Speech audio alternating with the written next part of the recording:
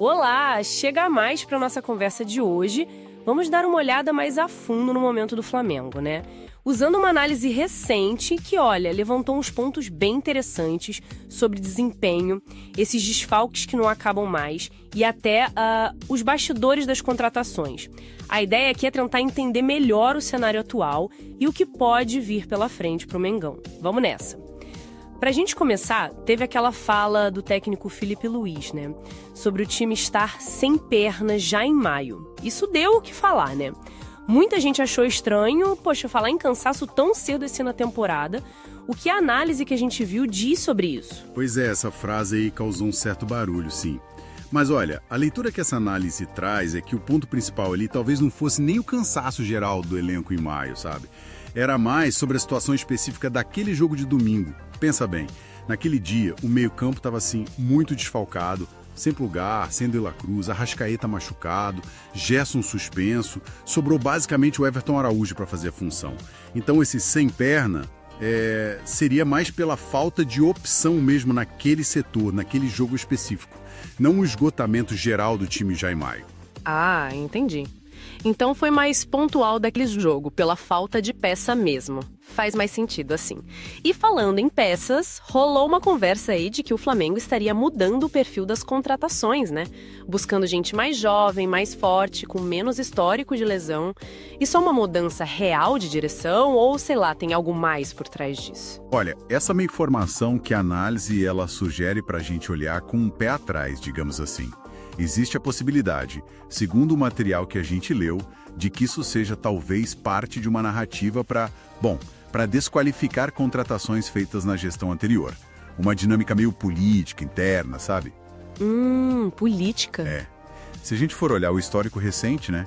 Tirando o De La Cruz, que sim, tinha o histórico, os outros reforços não chegavam com esse carimbo de problemático em lesões. A análise até lembra, lá atrás, casos como Carpegiani, Cláudio Adão nos anos 70.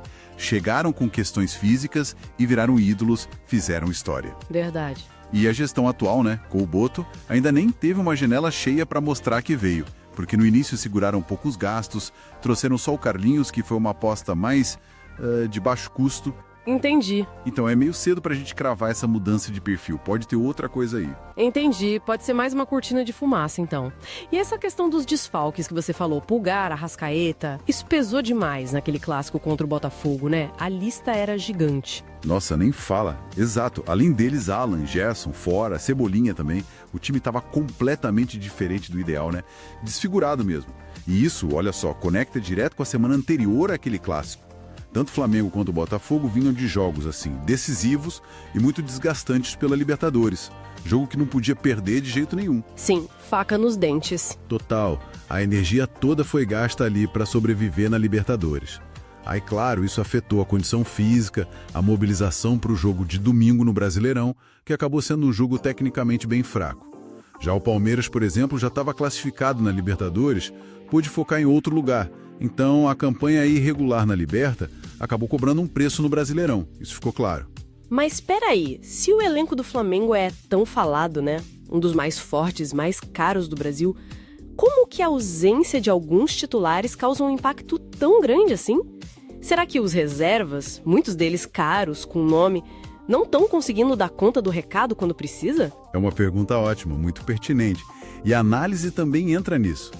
A queda de rendimento quando saem os titulares, ela é nítida, não dá para negar isso. Mas a ponderação que se faz é que, na prática, nenhum elenco no Brasil é realmente super a ponto de não sentir falta de, 4 ou 5 titulares de uma vez. É, faz sentido. Qualquer time grande sentiria. A análise até cita aquela derrota para o Central Córdoba, que o time tinha 8 titulares em campo. Para mostrar que a culpa não pode ser só do técnico, né? Claro. Quem entra tem que assumir a responsa também. Talvez o Palmeiras hoje tenha uma diferença um pouco menor entre titulares e reservas, mas isso é o resultado de um trabalho de mais tempo, de algumas temporadas já de reformulação. O Flamengo talvez precise ainda desse tempo para chegar nesse ponto de coesão do elenco todo. Entendi. Um processo mais longo mesmo. E tem outra coisa que chama atenção, a dificuldade do ataque, né? O saldo de gols até engana um pouco porque teve umas goleadas, mas em vários jogos importantes, tipo contra Vasco, contra o Inter, o time dominou, criou, mas não fez o gol.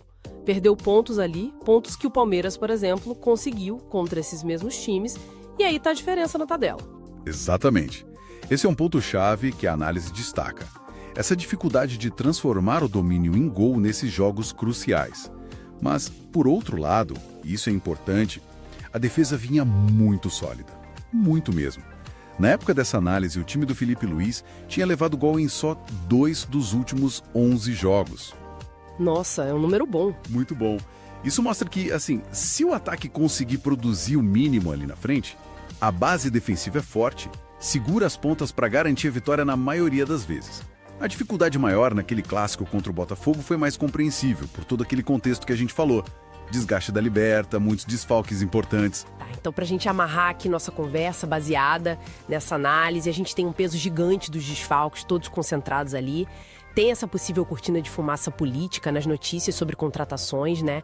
Um calendário super apertado que força umas escolhas difíceis entre as competições, uma necessidade clara dos reservas mostrarem mais serviço quando entram e um ataque que precisa ser mais eficiente, mais decisivo, apesar de ter uma defesa que tá bem arrumadinha. Fica a pergunta no ar, né? Será que a janela de transferências que tá vindo aí vai trazer as soluções que o time precisa para engrenar de vez? Ou o maior desafio agora é conseguir tirar mais desse elenco que já tá aí, mesmo com essa maratona toda de jogos? Fica essa reflexão. Olha, valeu demais pela companhia aqui nessa nossa análise. Se você curtiu, não esquece de deixar aquele like, segue a gente aqui no canal para não perder as próximas conversas. Até a próxima!